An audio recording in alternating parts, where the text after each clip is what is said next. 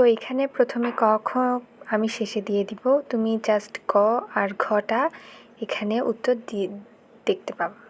কোনো বস্তুর ভর 200 কেজি, আয়তন 0.125, গ্লিসারিনের ঘনত্ব 1260, এখানে জি এর মান 9.8 mn/2। গ্লিসারিনে বস্তুর ওজন নির্ণয় করো। তো চলো আমি গ আর ঘ। আমাকে গ এর গ্লিসারিনের ওজন বের করার জন্য ডাব্লিউর মান বের করতে হবে, এফ এর মান বের করতে হবে। আর ডাব্লিউ সমান ডাব্লিউর মান বের করে তুমি প্লাবতা এফ বিয়োগ দিয়ে দিবা, তাহলে তুমি গ্লিসারিনের ওজন পাবা। তাহলে আমি ডাব্লিউ সমান জানি এম জি, এম হচ্ছে 200, জি হচ্ছে 9.8। ডাব্লিউর মান তো বের করে ফেলছি, এবার আমি এফ এর মান বের করব। এফ মানে প্লাবতার সূত্র ভি রো জি।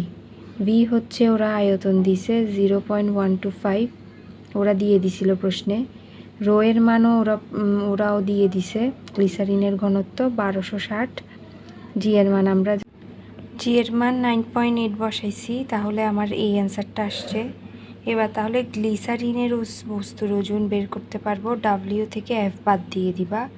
ডাব্লিউ তুমি বের করছো না এমজি দিয়ে, ওইটা থেকে তুমি এফ প্লাবতা বিয়োগ দিয়ে দিলে গ্লিসারিনের বস্তুর ওজনটা বের হয়ে যাবে। বস্তুর ওজন আর প্লাবতা যদি সমান হয় তাহলে এটা নিমজ্জিত অবস্থায় থাকবে। তাহলে বস্তুটি বলছে তরলে নিমজ্জিত অবস্থায় থাকবে যখন বস্তুর ওজন আর প্লাবতা সমান হবে। তাহলে প্লাবতা সমান বস্তুর ওজন, ভি প্রাইম রো জি সমান ডাব্লিউ। প্লাবতার সূত্র, এটা হচ্ছে বস্তুর ওজন ডাব্লিউ। তাহলে আমার আয়তনটা লাগবে, আয়তনটা রেখে রো জিকে অপর পাশে পাঠাই দিব। ডাব্লিউর মান হচ্ছে 1960, রো এর মান 1260, জি এর মান 9.8। ক্যালকুলেটারে দিলে এটা পাবো 0.1583। তাহলে আয়তন কতটুকু বৃদ্ধি পাইছে? আয়তন বৃদ্ধি পাবে যেটা তুমি অ্যান্সার বের করছো সেটা থেকে উদ্দীপকে ওরা একটা মান দিছে, ওইটা বাদ দিয়ে দিবা। তাহলে আয়তনটা বেড়ে গেছে 0.03373 মিটার কিউব।